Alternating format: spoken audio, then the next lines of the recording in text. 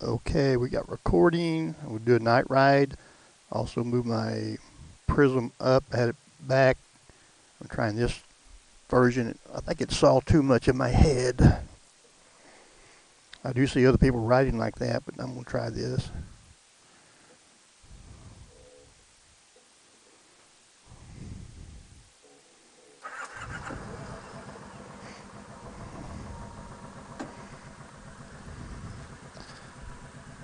I should have wiped the bugs off my windshield, but I didn't. Make sure I got my auxiliary lights on. I do. Not on high. All right. I think I'll go down to the big town. We have a small town, so it's big to us. I'm getting low on gas. Yeah, it's telling me already fuel low. Oh well. Okay, I got my full face shield all the way up.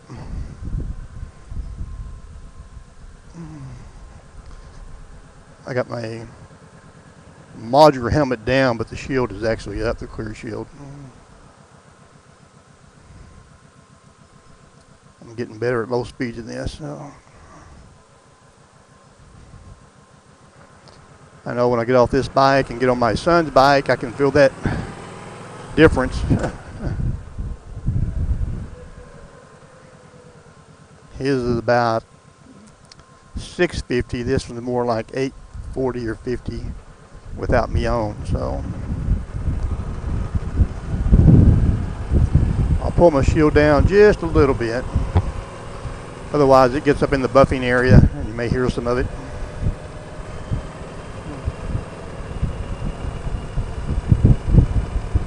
Now, these are not really made for nighttime. I just want to do positioning, the position that was actually on my helmet, to see what it looks like. And I think if I get to some lights,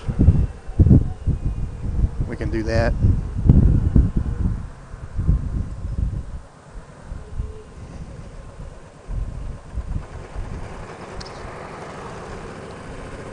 Okay.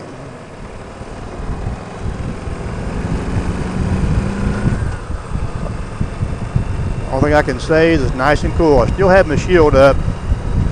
I'll put it down for a second until I get to town. I'm sure the audio is better at that point. I rode earlier today. This is really my second ride with the Sena and the Prism camera. The daylight ride was pretty good. It wasn't about as expected. It was actually, though, what I heard and what the recorded was actually better, I thought. So that's a good thing. I think at night some of the wind dies down, so it may help it, but I think it's really, really good. I had an old Chatterbox 10 or 12 years ago, and it just really never worked right for me.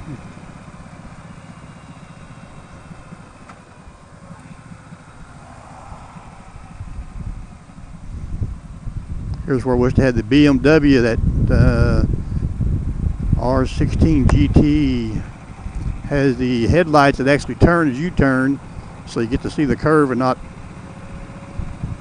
out in the woods someplace. Kind of cool, but that's what you get for extra $10,000, $15,000. Anyway, here's kind of the mini side of our town.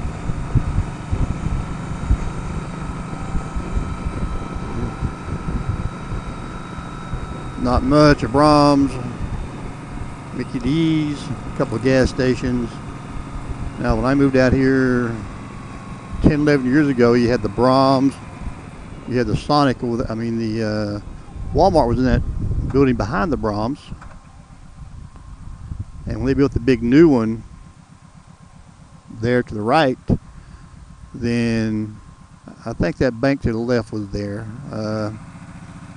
All of a sudden we got the O'Reillys, we got the Walgreens, we got the McDonald's.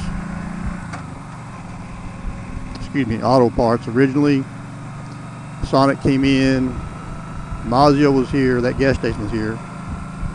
A couple more eating places. The Colonel's, Taco Bell, the AutoZone came in about a year ago.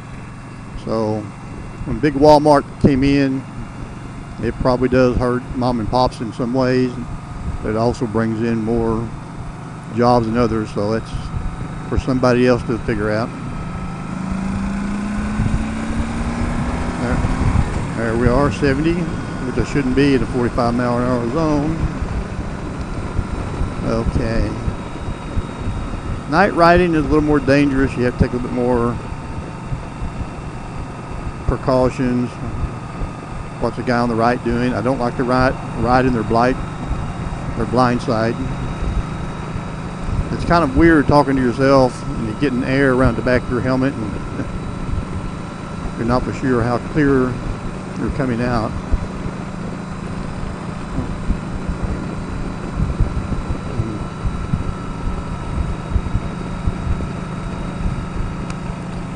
I don't want to get out too far. My gas is staying low, but I've got a gallon after it says low.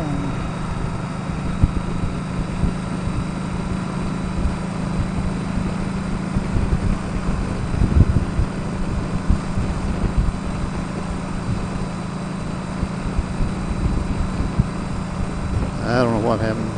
Oh.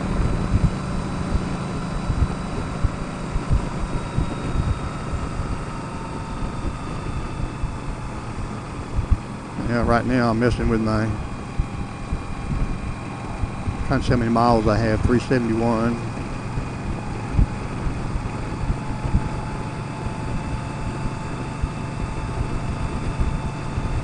Anyway, 371.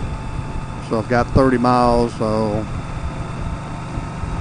although I'm not for sure when the fuel came on. Actually, on the day ride today, what I heard in my helmet versus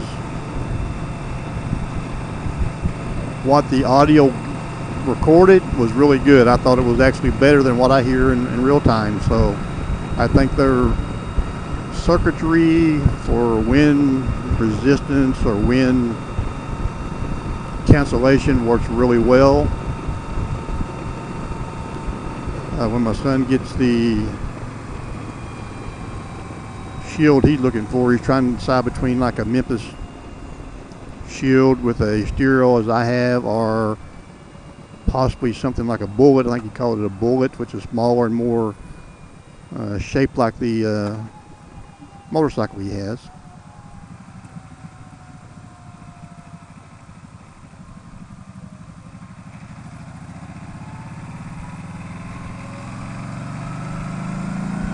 Those are always hard decisions to make.